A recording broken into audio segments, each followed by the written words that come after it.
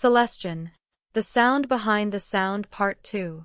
In our first video, we traced Celestion's rise from a small radio component manufacturer to the company that defined the sound of rock and roll. The blue, the greenback, the vintage 30, these weren't just speakers, they were instruments that shaped music history. But by the 1990s, the music industry was changing. Digital technology was emerging, tastes were shifting, and the British manufacturing sector was in decline. How does a company built on analog craftsmanship survive in a digital world? This is the story of Celestion's evolution, innovation, and enduring legacy. Survival and change. The 1990s brought challenges Celestion had never faced. Grunge and alternative rock dominated the charts, and many young musicians were embracing digital modeling and solid-state amplifiers rather than the tube amps that had made Celestion famous. The British manufacturing industry was struggling, and many historic companies were closing their doors or moving production overseas. Celestion faced a critical decision: adapt or disappear. In 1992, the company was acquired by the Gold Peak Group, a Hong Kong-based electronics manufacturer. Some feared this meant the end of British-made Celestion speakers, but instead, it provided the investment needed for survival and growth. The company made a bold choice. They would keep their Ipswich, England factory operating for their professional guitar speakers, maintaining the craft traditions and quality control that had made them legendary. Meanwhile, they could use international partnerships to serve other markets. It was a balancing act between heritage and progress, between handcrafted tradition and modern efficiency. But Celestion understood something crucial. Their speakers weren't just components, they were tone-shaping tools that musicians had emotional connections to. You can't replicate that with pure efficiency. The science of tone. What actually makes a Celestion speaker sound like a Celestion? The answer is more complex than you might imagine, and it reveals why vintage speakers remain so prized. A guitar speaker is deceptively simple: a magnet, a voice coil, a cone, and a spider suspension.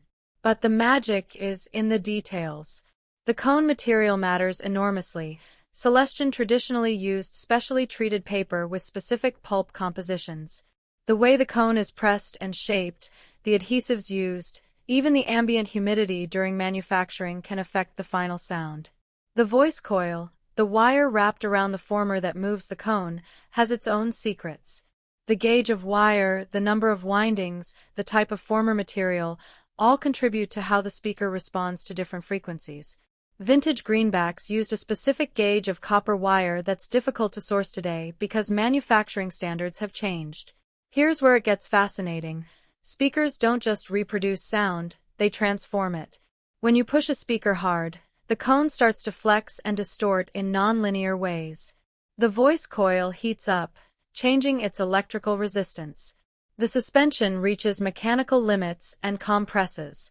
All of this adds harmonics, compression, and complexity to the sound, qualities that guitarists describe as warmth, character, or vibe. This is why digital modeling struggled for years to capture authentic guitar tone. Engineers were modeling amplifiers, but they'd overlooked the crucial role speakers played in creating the final sound. Modern profiling technology has improved dramatically, but many professionals still swear nothing quite matches the real thing. Modern innovations. Celestion didn't just preserve their past, they pushed forward. Throughout the 2000s and 2010s, they released speakers designed for contemporary needs while honoring their heritage. The Creamback series, introduced in the 2010s, was designed to capture vintage greenback tone but with modern power handling. The G12H 150 Redback offered massive headroom for high-gain metal players using modern super-powerful amplifiers.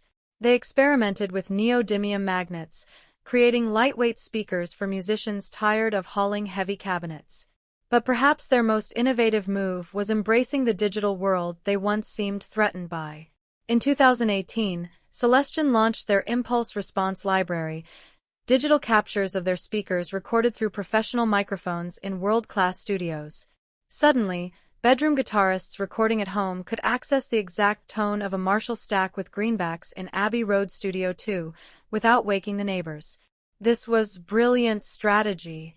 Rather than fighting digital technology, Celestion recognized that impulse responses actually created new customers.